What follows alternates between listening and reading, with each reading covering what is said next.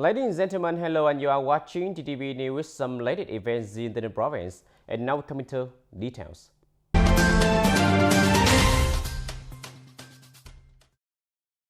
Ladies and gentlemen, in the morning of April 27, at the government headquarters, the Prime Minister Phạm Minh Chính, chairman of the National Committee of Digital Transformation, chaired the second online nationwide meeting of the committee to evaluate the implementation of the quarterly digital transformation in the first quarter of 2022. At the Tay Ninh province report, there were Mr. Nguyễn Thanh Ngọc, Deputy Secretary of the Provincial Party Committee, Chairman of the Provincial People Committee, Head of the Steering Committee for the Construction of Provincial E-Governance, and members of the Steering Committee. The Ministry of Information and Communication reported at the conference that in the first quarter of 2022, digital transformation at all levels and sectors, particularly leader and leader, had a clean chance. The Digital Transformation Steering Committee, led by the committee heads, has completed 100% of ministry, branches, and localities. Database that serves as the cornerstone for digital governance are pushed. The national database on land is currently being deployed, with data interchange with the national population database originally being piloted. Other national databases such as insurance, civil status, and business registration have been put into stable operation, bringing positive effect. Level 4 online public service continue to be actively and effectively deployed. Up to now, the National Public Service Portal has integrated more than 3,500 online public service at on levels 3 and 4 of ministry, branches, and locality, creating favorable conditions for people and business. The electronic invoice system has been deployed nationwide, creating favorable conditions for people and businesses. Digital society, with a focus on digital citizen, is focused on development. A number of Vietnamese applications have met the needs of Vietnamese users and are used by a large number of people. The percentage of the adult population with a smartphone is almost 71%. The percentage of households with a smartphone is more than 85%. Members of the National Committee on Digital Transformation met to examine the substance of the report on digital transformation implementation in the first quarter of 2022, as well as information on the tasks completed by the ministry, branches, and agencies, making recommendations and proposing solutions. To encourage digital transformation in the next year. At the session conclusion, Prime Minister Phạm Minh Chính thanks, congratulated, and highly valued the effort of the ministry, branches, and locality that have actively implemented the suggested digital transformation tasks, citing several beneficial outcomes. Regarding the key tasks for the second quarter and the coming term, the Prime Minister requested that the ministry has the Steering Committee for Digital Transformation of Ministry, branches, and locality urgently and drastically organize the implementation of these tasks aside in the National Digital Transformation Program, the National Strategy for Digital Governance Development, the National Strategy for Digital Economy and Digital Society Development, and the National Strategy for Digital Economy. The prolonged COVID-19 pandemic has caused a significant impact on the country's economy, heavily affecting many areas of life and society. Therefore, on January 30, 2022, the government issued Resolution 11 to firmly support people affected by the pandemic, as well as to recover and develop socio-economically. In the morning of April 27, the Ninh branch of the Social Policy Bank focused on resources to disburse capital quickly and ensure the proper payment for customer beneficiary. Recorded in Long Thuận Commune, Medical District, this is the first commune in the district to implement the disbursement of policy-rated capital according to Resolution 11 of the government. From the early morning, households wishing to borrow capital were present at the commune's transaction point to carry out loan procedure. Officers and staff of the district bank for social policy enthusiastically guide people to complete the procedure and disburse loan to 28 households from the source of job creation capital, with a total amount of 1,150 million Vietnam dong. According to the brain of the Bank for Social Policy in the province, on April 27 in the province, 5 districts have disbursed capital for job creation according to Resolution 11 of the government, with a total amount of over 3.7 billion Vietnam dong.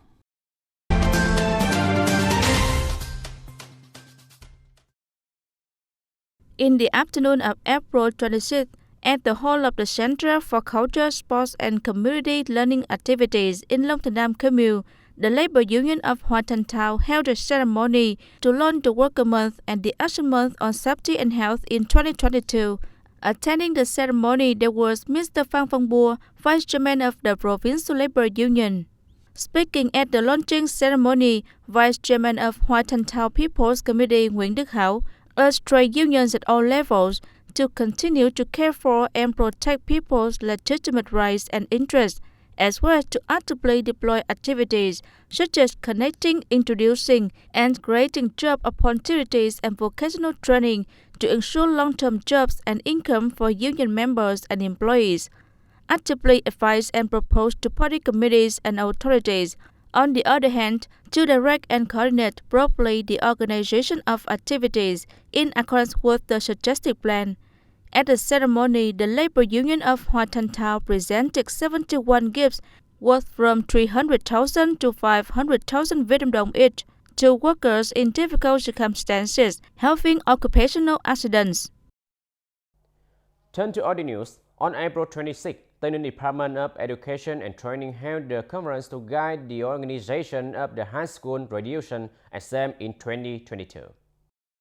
At the conference, officials, teachers, employees of high schools, centers of continuing education, vocational education were trained on the following topics: subjects and conditions for the exam registration method, and exam regulations, exam schedule. This year, high school graduation exam, Tay Ninh continues to organize one exam cluster. The Provincial People's Committee is fully responsible for directing the organization of the exam in their respective localities. Time to organize the exam is 2 days, from the 7th to 8th July 2022. In general, the regulation of the high school graduation exam in 2022 remains stable as in 2021. This year, the only new point is that after having the test scores of the high school graduation exam, candidates can register to be considered for college and university. Particularly, the time to register for the application is shortened compared to 2021.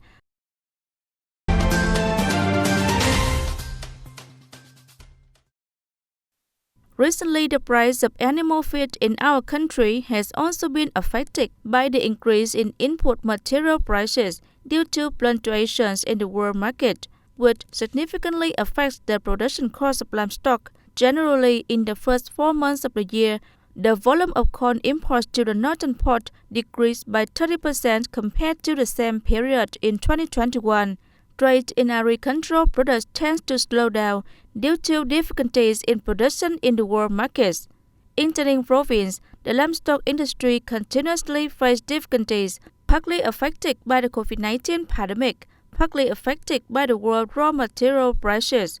The functional sector forecasts that the price of raw materials in the world will be complicated, encouraging farmers to monitor the price of agricultural products in the country, rather safe, economical, and efficient livestock production effectively, ensuring supply for the market in the province.